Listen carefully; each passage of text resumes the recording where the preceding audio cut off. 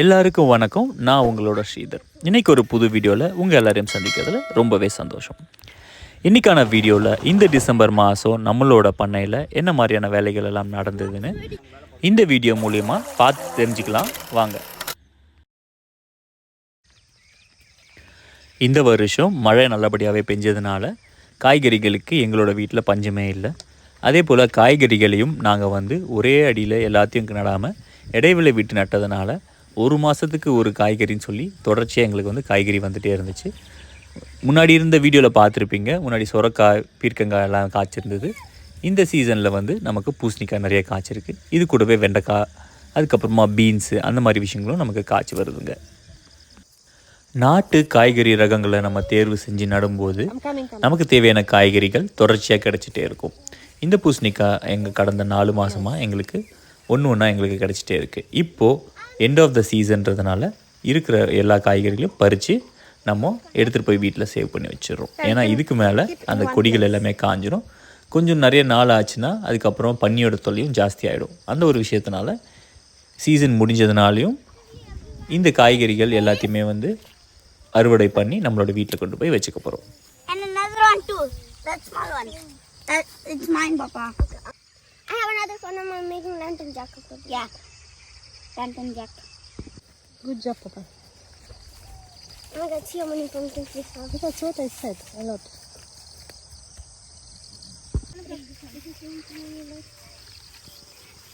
No, this is my. I'm not able to cut it. 3 pumpkins I found. And Okay.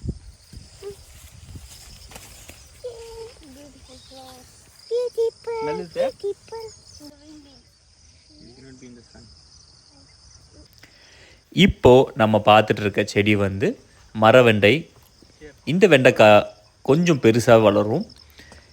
இதோட speciality என்னென்னா, இந்த வெண்டைக்காய் செடி ஒன்று வச்சா போதும், ஒரு வீட்டுக்கு தேவையான காய்கறிகள் அது கொடுத்துட்டே இருக்கும். நம்மளோட ஃபுட் ஃபாரஸ்ட்டில் ஊடுபயிரா வேர்க்கடலை, அவரைக்காய், அதுக்கப்புறமா காராமணி, சொரக்காய், பூசணிக்காய், இந்த மாதிரியான செடிகளை நடுவில் நட்டு வச்சுருக்கோம்.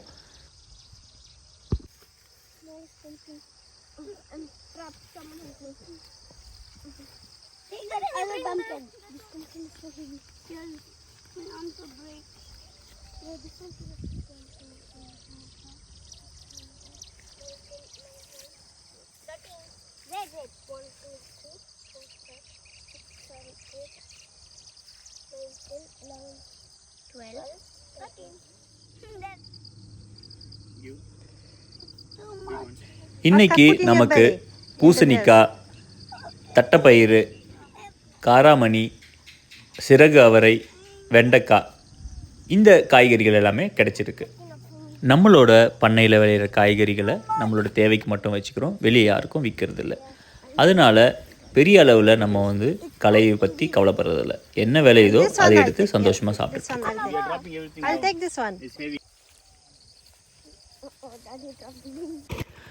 இந்த வருஷம் நெல் போடலாமா வேர்க்கடலை போடலாமான்னு ரொம்ப குழப்பமாகவே இருந்துச்சு. அதுக்கப்புறமா அம்மா ஃபோன் பண்ணி சொன்னாங்க, ஒரு கழனியில் நெல் மட்டும் போடுறா, இருக்கிற தண்ணி வச்சு பார்த்துக்கலாம் அப்படின்னாங்க. சரி ஓகே அப்படின்னு சொல்லி போட்டிருக்கேன். பார்ப்போம் இந்த வருஷம் தண்ணி பத்துதா இல்லையான்ட்டு.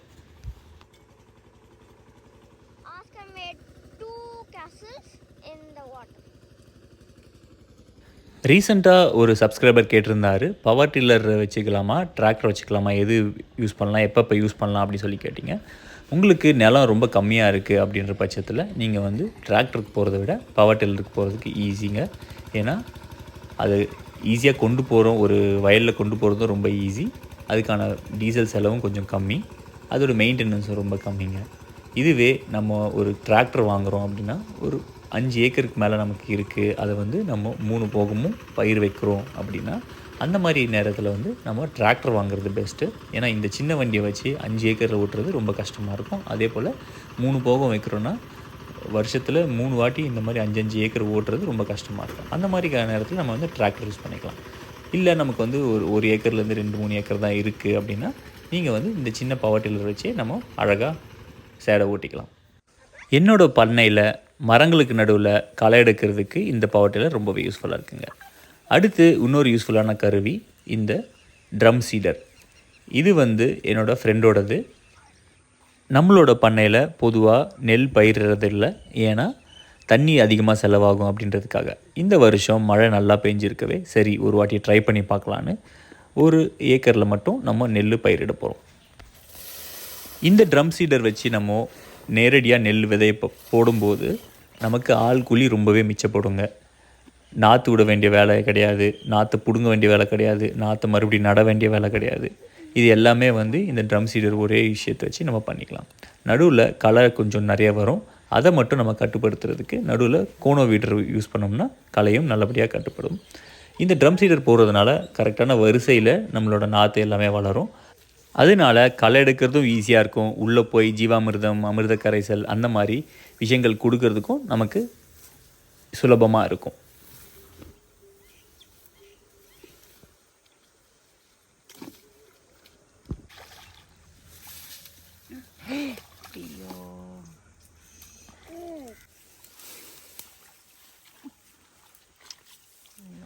ட்ரம் சீடரோட மூடியை ஒழுங்காக மூடாததுனால அதில் இருந்த நெல் ஃபுல்லாக வெளியே கொட்டிடுச்சுங்க. இந்த மாதிரி நம்ம கவனக்குறைவாக இருக்கும்போது ஒரு சில விஷயங்கள் நடக்க தான் செய்யும். அதுக்கப்புறமா அந்த நெல்லை எடுத்து உள்ளே போட்டுட்டு நம்ம அந்த மூடியை எடுத்து மூடிடுறோம். நெல் ஃபுல்லாகவே தண்ணியில் நனைஞ்சிருச்சு, அதனால் அந்த நெல்லை எடுத்து உள்ளே போட முடியாது. அதனால் மறுபடியும் ஊற வச்சு லைட்டாக காய வச்ச நெல்லில் காய வச்ச நெல் எடுத்து மறுபடியும் உள்ளே போட்டுட்டு நம்ம நேரடியாகவே நெல்லை விதைக்க ஆரம்பித்தாச்சு. இந்த மாதிரி ட்ரம் சீடர் போடும்போது கழனியில் சேரும் தண்ணியும் ரொம்ப கம்மியாக இருக்கணும். இப்போ இருக்கிற தண்ணியே ரொம்ப ஜாஸ்தி. நான் வந்து கழனியில் வந்து மோட்டர் போட்டுட்டு அதை நிறுத்தணும்னு நினச்சேன். அதுக்குள்ளே வந்து இந்த பக்கம் நெல் உள்ளே போட்டுட்ருக்கும்போது தண்ணி அப்படியே நிறைய பாஞ்சிருச்சு. சரி, இப்போ வந்து அந்த வரப்பை உடச்சி விட்ருக்கேன், நம்ம போட்டுகிட்டே வந்துடலாம், இருட்டிடுது, இதுக்கு மேலே விட்டோன்னா இருட்டாயிடும், அதுக்கப்புறம் போட முடியாததுனால இவ்வளோ தண்ணியிலே நான் போடுறேன். இது வந்து இன்னொரு அரை மணி நேரத்தில் எல்லா தண்ணியும் வடிஞ்சிரும், அதனால் கவலை கிடையாது. தண்ணி எவ்வளோக்கு எவ்வளோ கம்மியாக இருக்கோ நெல் நல்லபடியாக முளைக்கும்.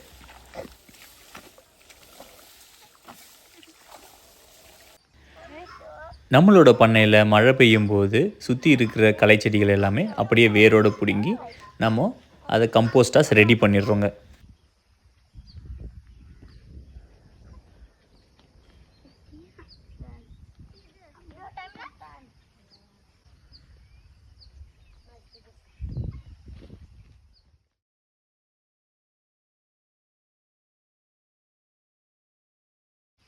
Are going to put it on the pile. Anyone wants to put for this batch? Or I should start?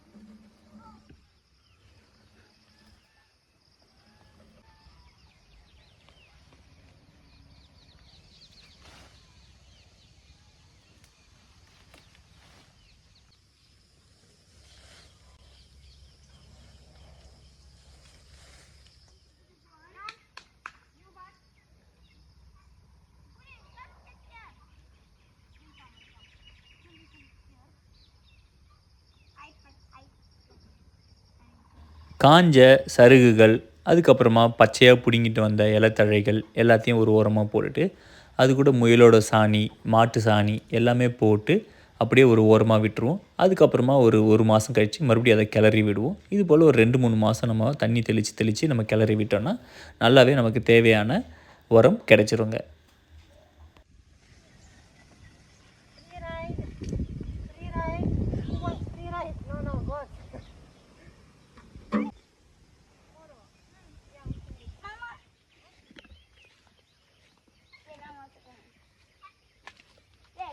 I'm falling here. I'm falling. 3, 2, 1. Jump, jump, jump. Jump, jump.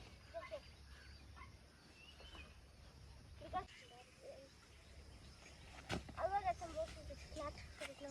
We squashed so much inside. Yes.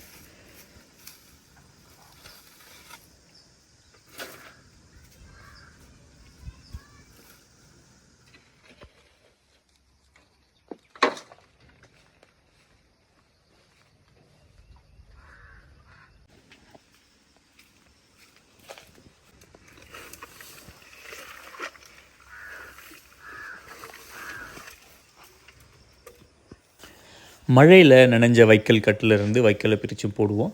அதே போல் மாடு சாப்பிட்டுட்டு மெரிச்சி போட்டு வச்சுருந்த வைக்கலும் எடுத்துகிட்டு போய் நம்மளோட compost பின்னில் போட்டுருவோங்க.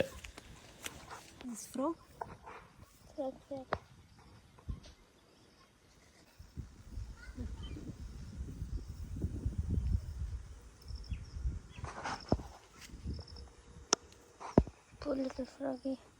Okay, come. Go. Shoo. Okay. It's Where is it? here.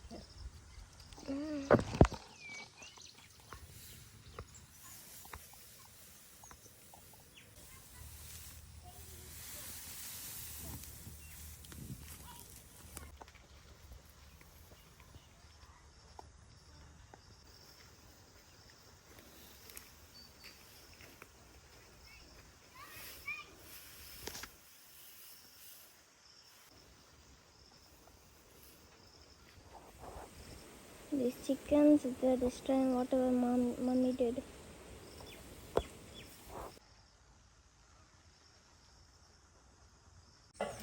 இந்த மாதம் நிறைய டைம் நான் வந்து கெஸ்ட் ஹவுஸில் தாங்க ஸ்பெண்ட் பண்ணேன்.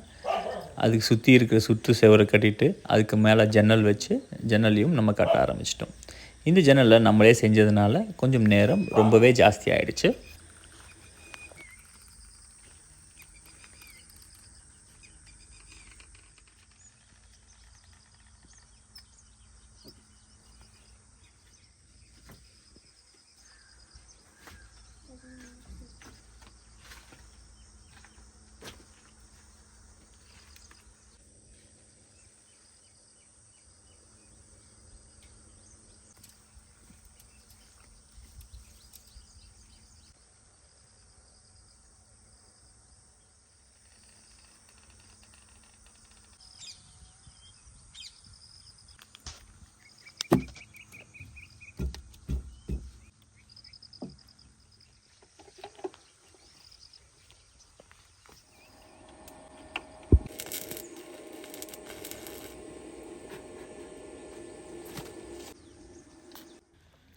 இந்த ஜன்னலோட ஃபுல் இன்ஸ்டலேஷன் வீடியோ வந்து தனியாகவே இருக்குது.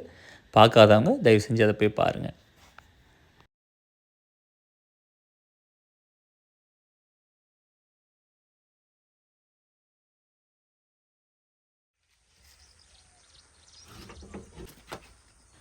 நமக்கு தேவையான விஷயங்களை நம்மளே செஞ்சுக்கும்போது ஒரு மன திருப்தியும் சந்தோஷமும் கிடைக்கும். அது எனக்கு ரொம்பவே பிடிச்சிருக்கு. அதனால தான் எங்களுக்கு தேவையான விஷயங்களை முடிஞ்ச அளவுக்கு நாங்களே செஞ்சுக்கிறோம். அதே போல் ஒரே விஷயத்தை செஞ்சு மனசு போர் அடிக்காமல் புது புது விஷயங்களை செஞ்சோன்னு மனசுக்குள்ளே ஒரு பெரிய சந்தோஷம் இருக்குது. இந்த மாதிரி புது விஷயங்களை செய்யும்போது நிறைய பிரச்சனைகள் வருது, சவால்கள் வருது. அந்த சவால்களை நம்ம வந்து சாமர்த்தியமாக எப்படி கடந்து வரோம் அப்படின்றதுல வாழ்க்கை ரொம்ப சுவாரஸ்யமாகவே இருக்குங்க.